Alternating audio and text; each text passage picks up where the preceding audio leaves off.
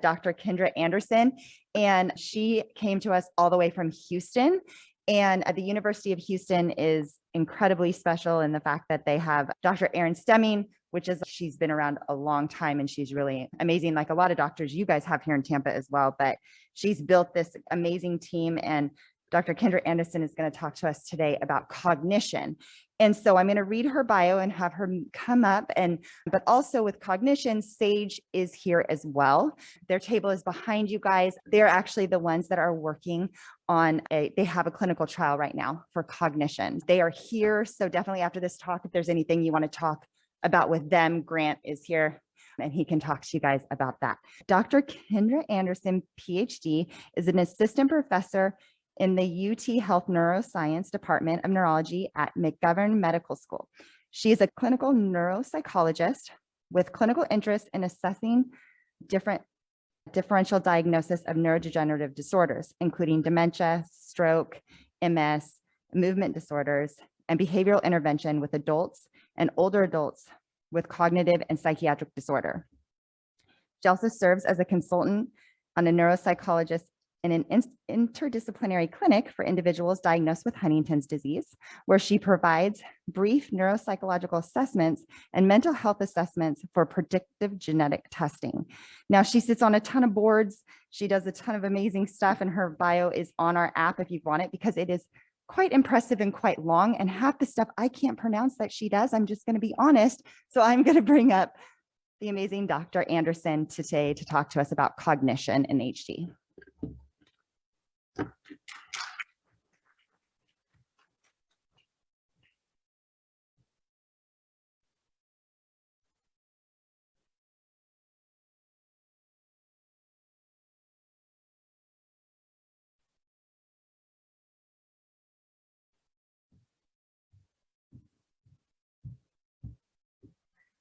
Thank you so much for that lovely introduction, and good morning or good evening, depending on where you're joining us from. I'm incredibly excited to be speaking to you all today. I was first invited back in October. I'm relatively new to the HD community, and I'm sure maybe many of you all will agree with me that Katie and Katrina are superheroes. I'm not sure exactly where they get all the energy and time, but I'm incredibly grateful for you for inviting me into this warm community. And I really hope that some of the things that I say are helpful for you. And I look forward to the panel later today. All right. So what we're going to talk about briefly, this is not an exhaustive presentation about cognition, but I hope to hit the high points and really speak to some things that you all may see day to day. So we're going to discuss the brain structures impacted by Huntington's disease. We'll review what the neuropsychologist's role is and what a neuropsychological assessment, how can that even help? Why is that even relevant? Consider the benefits of a neuropsychological evaluation, and then highlight some interventions for cognitive changes in HD. A little bit of a spoiler alert, I think there's much room for improvement there, but I'm really grateful that Sage Therapeutics, that they're working on a medication to help with some of the cognitive changes in HD. All right, so I'm sure you'll hear this 40 times throughout today, but Huntington's disease is an inherited degenerative brain disease due to the expansion of CAG repeats on the HTT gene. And so even though it's classified as a motor disorder or movement disorder, it's really this triad of disorders that include involuntary movements, neuropsychiatric changes, and these cognitive changes that I'll primarily be focusing on. Okay, so just some brain anatomy 101. I'm not sure how many neuroscientists we have in the audience today, so I'll just orient us to some basic brain structures and basic brain function. So here, this portion here highlighted in red is what we generally refer to as the frontal lobe, which is incredibly important in Huntington's disease. It is it's implicated in things like voluntary movement, complex attention, so being able to focus your attention and divide your attention between different things in your environment, planning and organizing, problem solving, judgment, even language expression, and mood and social behavior. So our frontal lobes, it houses our personality.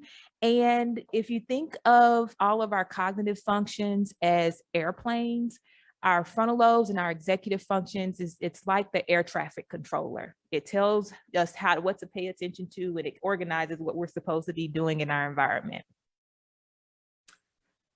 And then we have the temporal lobe.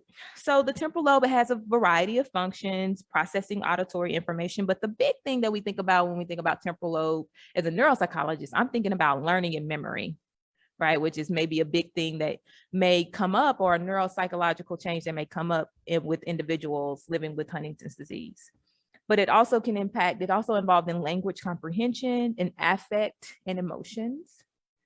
Then we have the parietal lobe, which is primarily responsible for sensory and perception integration, visual spatial functions, how to move our body in our environment, and reading and writing. And then we have the occipital lobe, which is our primary visual cortex. It's responsible for interpreting visual information in our environment, as well as color determination and a whole host of visual functions that I won't go into. But I just wanted to orient you to some of the brain functions. But particularly if we are talking about Huntington's disease, there is a structure deep within our brains, in this coordinated system called the basal ganglia, which I'll talk about here in a second. But when we think about Huntington's disease, the primary structure that we think of is the caudate nucleus.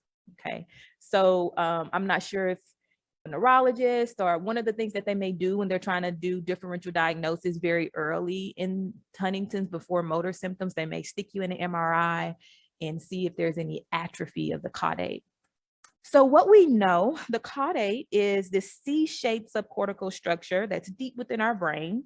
And even though we think about it as being primarily involved in voluntary movement, what we know is that it's involved in a bunch of higher order kind of cognitive functions.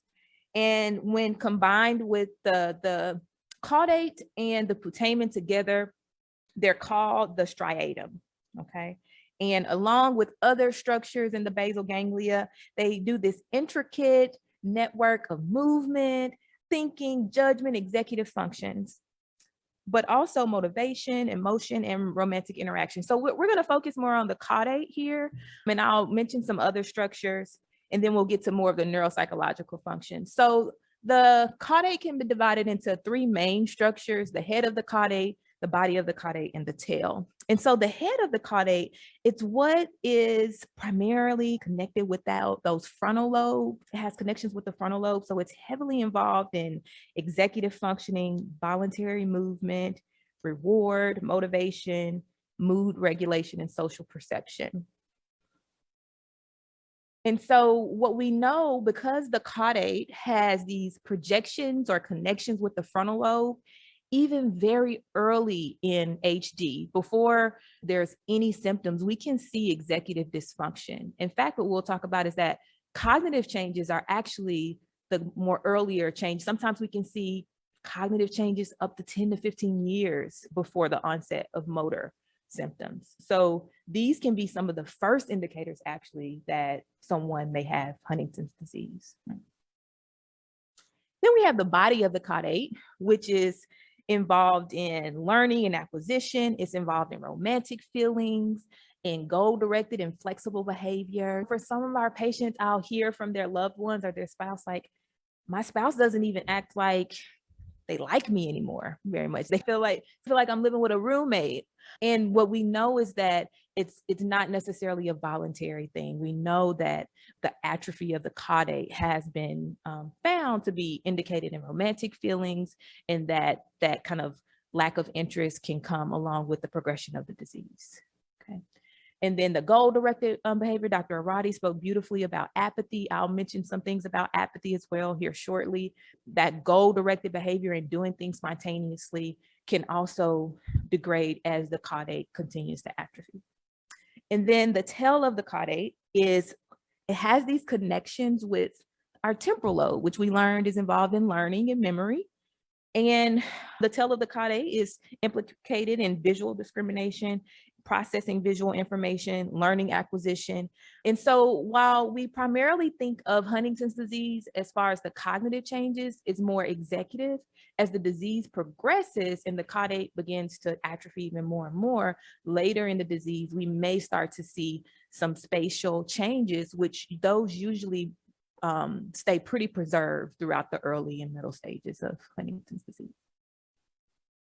All right. So when we talk about some of the neuropsychological features of HD, processing speed, it is one of the hallmark features of neuropsychological changes that can happen in HD. Psychomotor slowing is one of the earliest cognitive changes and can be observed on objective test measures. So we give a host of measures and a comprehensive test battery that looks at processing speed, language, memory, attention, and even very early in the disease, among people who are pre-symptomatic, we can see these declines in processing speed. And when it comes to, we talked quite a bit about executive functioning in our frontal lobes. And what we see in Huntington's disease is that there can be these deficits in attention. And anecdotally, I found that before individuals may seek predictive genetic testing, and for some of those people who may have Huntington's disease and they didn't necessarily have a family history, or they didn't know their family history, they'll come in and they'll have a pre-existing diagnosis of ADHD that was diagnosed in adulthood. And so these attention problems can show up very early in Huntington's disease as well. But things like planning, organizing, flexibility, even verbal fluency, getting out words quickly and effectively and efficiently is all that frontal lobe. So the frontal lobe is like our secretary. It organizes things for us, keeps us on track. And when our frontal lobes, when they're not functioning properly, it can lead to a whole host of behavioral changes and cognitive changes. And so with memory in HD, what we see typically is that it is frontally mediated. And what that means is that people living with HD, when it comes to their memory, they may have a hard time recalling it spontaneously on their own.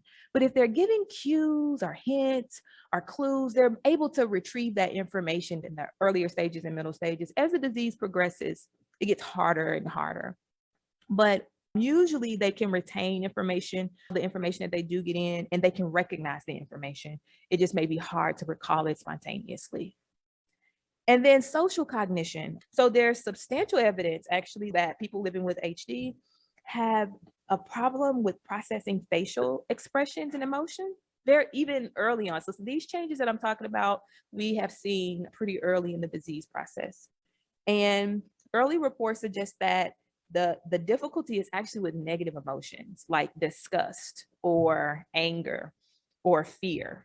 And it's across modalities. So both emotion recognition, like faces, and then emotion recognition in your voice. So imagine this, you have a loved one with HD and you are frantic about something, or you are very angry about something, and they're just looking at you, yeah, I'm not quite sure what the big deal is. Some of that, it could be due to a host of things. It could be due to anosognosia, which we'll talk about here shortly, but it could also be a problem with just recognizing that you are angry and recognizing in your voice that you're scared.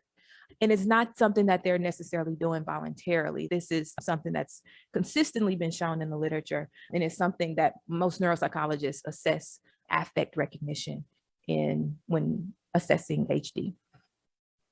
All right. So I just want to touch briefly on a couple of things that kind of straddle cognition and kind of the behavioral changes. And Dr. Arati already spoke beautifully about this, so I really won't go into a whole lot of detail. I'll just hit a couple of things. So apathy means without passion. It has a prevalence of 34 to up to 76% in HD, depending on which stage is being measured and depending on which measurements are used to measure apathy. But when you think about 70% of folks, that basically means that apathy is pretty much synonymous with HD, right? Most people with HD will experience apathy at some point in the disease process. So the reason I want to touch on it is because there's three components of apathy, actually. There's a motor component, so just motor initiation, emotional component, and then a cognitive component. And when we think about the cognitive component of apathy, we're mostly talking about that reduced interest, right? They're just not interested in many things, even things that they used to be very interested in before. And we know that the apathy is associated with degradation of the prefrontal and basal ganglia circuit. So remember, I talked about how the caudate has those projections to the frontal lobe, and as the caudate atrophies, those projections also become degraded. And that's when we can start to see apathy. And then anosognosia, which is a mouthful of a word for unawareness. So we see this, everyone has their own journey. Some people, they can show this pretty early in the disease process. Some people show it more later in the disease process, but it's basically this impaired awareness of their own deficits and the impact that they may have on others. So some people may not be aware of their chorea and it's not really bothersome, or they may not be aware that they're having memory problems or reductions in judgment, which can lead to a whole host of issues. And the reason I bring apathy and anosognosia up is because we know that these are the two cognitive changes that can cause the most caregiver burden or caregiver stress. And it's related to safety, which is something as a neuropsychologist that I'm usually thinking about as when I perform an evaluation. And so this anosognosia, I think that was a bad design decision to put those words in white. But in the anosognosia or unawareness, it has an estimated prevalence of about 25 to 50%. And the degree of anosognosia is correlated with safety and caregiver burden or caregiver stress. And so I hope you all can see this. It's a little busy, but one of the research team, the Track HD research team, they actually looked at apathy because, as I said, most people will experience apathy. And what they found, the thing that I want to point out about this graphic, so those little bitty dots that you see, so they gave a scale, which is basically a yes, no. Do you have apathy? Yes. Do you have no? And so the no's there along, let's see, is that the y-axis there? That's just the yes, no answer. And then there on the x-axis where you see the volume of the thalamus, that's how thick the thalamus is. And so those little dots are individual answers. And the thing that I want you to pay attention to here is this line here. So we can see as the thalamus kind of atrophies, so does the likelihood of someone saying that they have apathy. So we know that this directly correlated with changes in the brain. And then the Wibawa team, they did a really interesting study on anosognosia and caregiver stress. And they used these two very common measures of caregiver burden or caregiver stress, the Zarit burden interview and the caregiver burden interview. And what they found on both of these measures, as you can see to the far left on this image, those are individuals with no anosognosia. And then individuals with HD with anosognosia, you can see those little blue bars there, the dots in the middle reflects the mean score. The higher the scores, the higher the caregiver stress. And it doesn't take, you don't have to know much about stats to see that when people have more anosognosia, those scores are higher. Okay. So what is a neuropsychologist and what do we do? So a neuropsychologist is a clinical psychologist who has special training in understanding brain behavior relationships. So we go through we get training in clinical psychology, but also in like neuroanatomy. And then a clinical neuropsychologist can help patients living with HD and their families discuss well-being prior to predictive genetic testing, so doing mental health assessments before that, and then understanding how HD affects memory, mood, and daily functioning. And a clinical neuropsychologist works closely with neurologists and healthcare professionals. As Dr. Arati alluded to, the treatment team for HD is multidisciplinary with a host of professionals. And so neuropsychologists, we work within that treatment team to identify an individual's strengths and weaknesses as it relates to how they're functioning. Because at the end of the day, what it really comes down to is quality of life.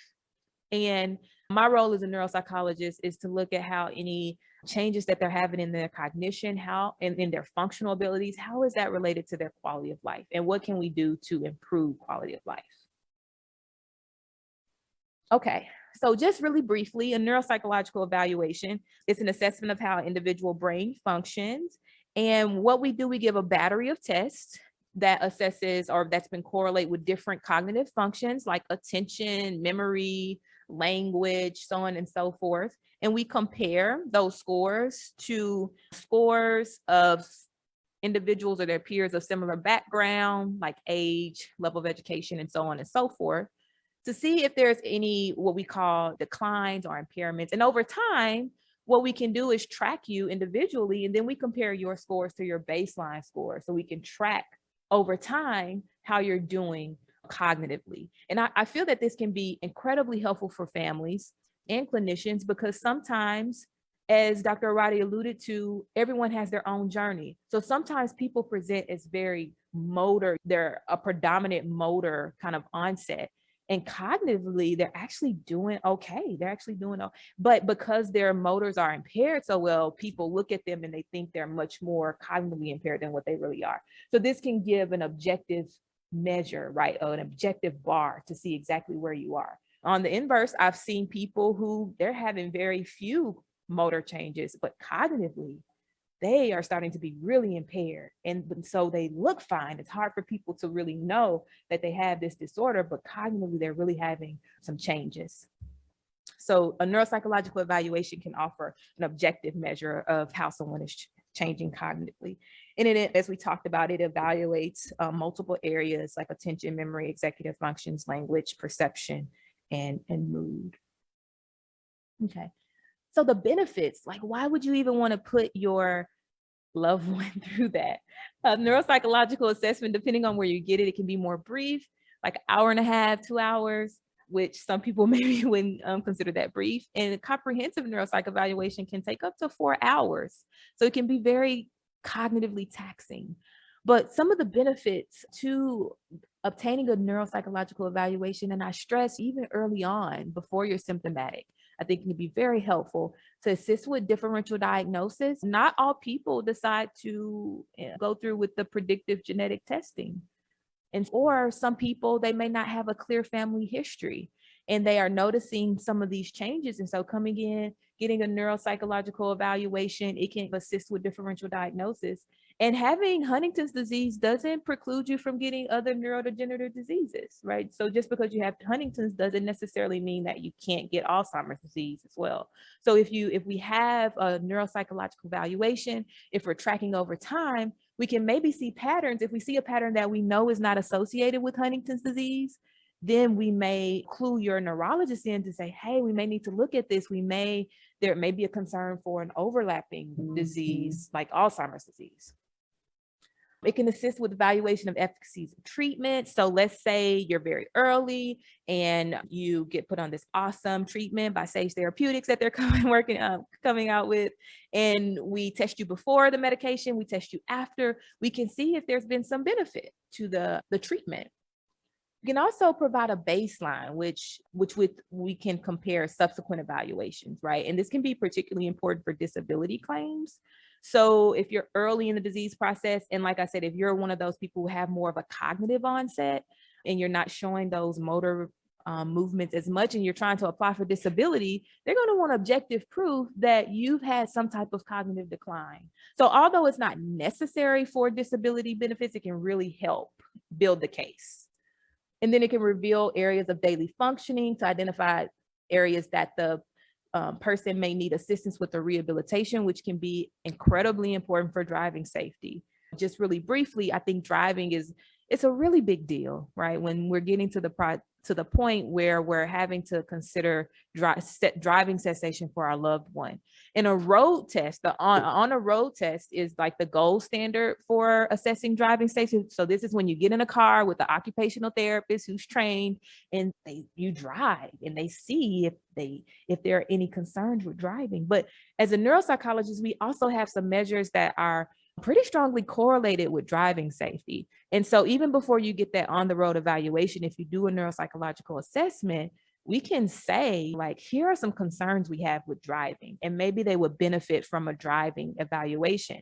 And as a loved one and as family members, it takes the heat off of you that you're not the driving police and trying to take the keys away, but it can give some objective data for people to go off of and to give evidence of why this driving assessment may be needed. So just some tips for managing cognitive changes. Encourage one thing at a time. Try not to have them do several different things at once. We know that can be particularly overwhelming and difficult because of those changes that are happening in the frontal lobe. Separate tasks into manageable components. So if you're getting ready for a big trip, instead of having them pack everything at once, hey, how about we go get our toothbrush and the things that we need for hygiene first. Provide structure and external memory aids. Putting notes on throughout the house. If there's a particular cabinet that has all the cups, put cups, a big picture there where they can have that external aid to know, oh, this is where the cups are located. These are, and provide labels throughout things that are important. And then, as Dr. Arati alluded to, having a structured routine throughout the day. Use external stimulation to improve motivation and engagement. I'll talk about that in a little bit more detail here in just a minute when I talk about apathy. So some tips for managing apathy and anosognosia: encourage your loved one to engage in activities they enjoy. So sometimes it's not even that they don't want to do it, it's that apathy. If you serve as like that start button to initiate it, hey, why don't you come over here and play, a game of cards with me? They may actually come over and do it. They just needed that motivation, that push button to start, because it can be incredibly difficult to initiate thinking and movement as the disease progresses. Present the activity as a last minute idea. So I know this kind of goes contrary to the planning I just said, but that doesn't mean you do it at the last minute. So you plan it out, you have it out, and then you just, hey, why don't we go to the fair today? See, or why don't we go over here and visit such and such today? It's been a while since we've seen them because of the pandemic. And you present it as something that's new and novel, because if they have to think about it, they may get anxious thinking about it over time, trying to think about what they need to do to prepare. So that might be a tip for managing that. And provide choices. Instead of saying, hey, what do you want to do today? Hey, do you want to go to the library? Do you want to go to the park? What do you think might be more interesting today? Invite them to do things with you. And then we talked about the structured routine, and then take care not to push too hard. We know, I know as loved ones, we really want the best for our loved one. We really want them to stay active. We know that staying physically active and mentally active is one of the best things that we can do, not only for HD, but any neurodegenerative disorder. Sometimes as family members, we might push too hard, and that can really lead to apathy. I'm sorry, irritability, right? It can lead to these big outbursts when we push too hard. Anosognosia. Okay. Encourage your loved one to accept small assistance, right? So when we start to recognize that they're starting to have some declines in functional abilities, there may be this trigger reaction to just take everything away, right? Oh no, you can't cook. Your memory problems are too bad.